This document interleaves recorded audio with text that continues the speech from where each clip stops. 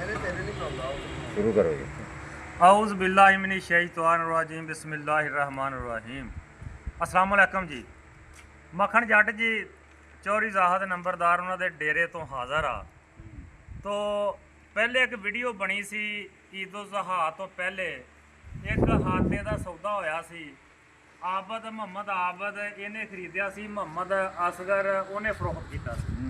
अच्छा जी, वो पहली किस्त जी हैगी सी वो चले गई सी तकरीबन मुबलग 3 लाख रुपया। 3 लाख रुपया एडवांस। हाँ एडवांस जरा सी ते 3.5 लाख रुपया बाकी रकम सी। वो वादा सी जेदा अज दा जेड़ा हैगा सी वादा अजे 2 दिन रहिंदे आ वादे च वैसे। हाँ जी, चलो 2 दिन रहिंदे वादा ते आ गया सी ना। आ गया। अच्छा, वो वादे के मुताबिक अज बाकी पैसों की अदायगी हो रही आ। ते एक गल होर मैं करनी चाहना कि जगह की अज पमैश हुई, जगह थोड़ी जी वध गई, यानी कि 5 मरलियां तो उत्ते चले गई है। 80,000 रुपया मुहम्मद असगर नूं मजीद मिल गया। उन्होंने जगह मिल गई, इन्हों 80,000 रुपया रकम ज्यादा मिल गई। वो दिखाओ रे पैसे। और वेखो गल सुन लो, जिहड़ा अज दा दौर जा रहा ना, तेरा नाम की सलीम बाठ, किसी भी बंदे का गल ते कायम रह जाना मोजदे तो घट नहीं दा। ते मैं आना कि बाजी गुड्डी ने मर्दां वाला काम कीता वा, ये औरत हो के अपनी गल ते कायम रह गई आ। हाँ जी, जेड़ा सौदा कीता ना, ਜਿਹੜਾ ਸੌਦਾ ਕੀਤਾ ਉਹ ਤੇ ਉਹ ਕਾਇਮ ਰਹੀ ਹੈ। ਇਹਦੀ ਇੱਕ ਗੱਲ ਮੈਨੂੰ ਬੜੀ ਯਾਦ ਆ, ਪਿਛਲਾ ਜਦੋਂ ਸੌਦਾ ਹੋ ਰਿਹਾ ਸੀ ਇਹਨੇ ਆਖਿਆ ਸੀ ਵੀ ਹਰ ਬੰਦੇ ਨੇ ਆਪ ਦੀ ਕਬਰ 'ਚ ਪੈਣਾ ਤੇ ਆਪਣਾ ਜਵਾਬ ਦੇਣਾ ਵਾ, ਤੇ ਮੈਂ ਵੀ ਆਪ ਦੀ ਕਬਰ 'ਚ ਪੈਣਾ, ਮੈਂ ਕਬਰ ਦੇ ਸਵਾਲ ਸਖਤ ਨਹੀਂ ਕਰਨੇ। ਉਹ ਬੜੀ ਪਾਇਦਾਰ ਗੱਲ ਸੀ। ਹਦੀਸ ਸ਼ਰੀਫ 'ਚ ਆਇਆ ਕਿ ਕਈ ਔਰਤਾਂ ਦੇ ਰੂਪ 'ਚ ਮਰਦ ਹੋਣਗੇ।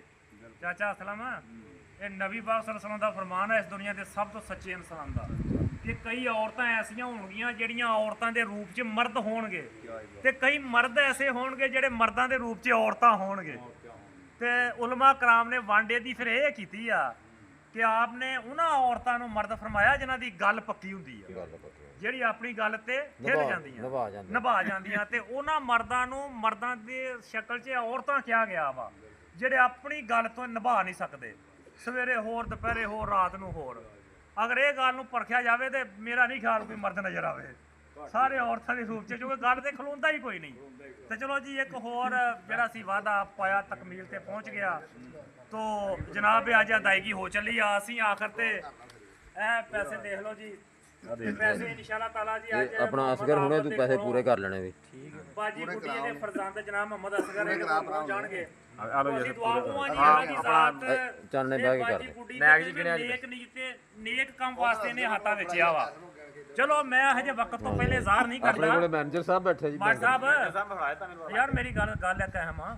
ਬਾਜੀ ਨੇ ਨਾ ਅਜ਼ਹਾਰ ਥੋੜਾ ਕੀਤਾ ਸੀ, ਬੜੇ ਚੰਗੇ ਨੇਕ ਕੰਮ ਵਾਸਤੇ ਉਹਨੇ ਹੱਥਾਂ ਵੇਚਿਆ। ਅਸੀਂ ਦੁਆ ਕਰਦੇ ਆ ਕਿ ਅੱਲਾਹ ਦੀ ਜ਼ਾਤ ਉਹਨਾਂ ਦੀ ਜਿਹੜੀ ਨੀਅਤ ਆ ਉਹਨੂੰ ਪੂਰੀ ਕਰੇ। हाँ जी, ਤੇ ਇਹਨਾਂ अल्लाह ने बरकत भी पाती। ਹਾਂ ਅੱਲਾਹ ਬਰਕਤ ਵੀ ਪਾਵੇ ਤੇ ਅੱਲਾਹ 80,000 मजीद वध गया। ਵੱਧ ਗਿਆ, ਅੱਲਾਹ ਨੇ ਬਰਕਤ ਹੀ ਪਾਈ ਹੈ ਨਾ। ਤੇ ਜਨਾਬ ਜਿਨ੍ਹਾਂ ਨੇ ਖਰੀਦਿਆ ਵਾ ਮੁਹੰਮਦ ਆਬਦ ਬਰਾਦਰਾਨ, ਅੱਲਾਹ ਦੀ ਜ਼ਾਤ ਜਿਨ੍ਹਾਂ ਨੂੰ ਉੱਥੇ ਰਹਿਣਾ ਸਹਿਣਾ ਉੱਥੇ ਇਤਫਾਕ ਨਸੀਬ ਕਰੇ, ਬਲਕਿ ਦੂਏ ਲਫ਼ਜ਼ ਅੱਲਾਹ ਦੀ ਜ਼ਾਤ ਇਹਨਾਂ ਦੀ ਕਿਸਮਤ 'ਚ ਕਰੇ। ਠੀਕ ਹੋ ਗਿਆ ਜੀ। ਉਹ ਕਹਿੰਦੇ ਆ ਕਿ ਕਿਸੇ ਨੂੰ ਜਗ੍ਹਾ ਮਕਾਨ ਛੱਤ ਲੱਭ ਜਾਣੀ, ਇਹ ਵੀ ਅੱਲਾਹ ਦੀਆਂ ਨੇਮਤਾਂ 'ਚੋਂ ਇੱਕ ਨੇਮਤ ਆ। ਤੋ ਹਾਂਜੀ, ਬਹੁਤ ਬੜੀ ਨੇਮਤ ਆ। ਤੋ ਇਹਦੇ ਨਾਲ ਹੀ ਜੀ ਮੱਖਣ ਜੱਟ ਨੂੰ ਤਮਾਮ ਬੇਲੀਆਂ ਦੇ ਨਾਲ ਇਜਾਜ਼ਤ ਦਿਓ। ਅਸਲਾਮ ਵਾਲੇਕੁਮ, ਅੱਲਾਹ ਹਾਫਿਜ਼।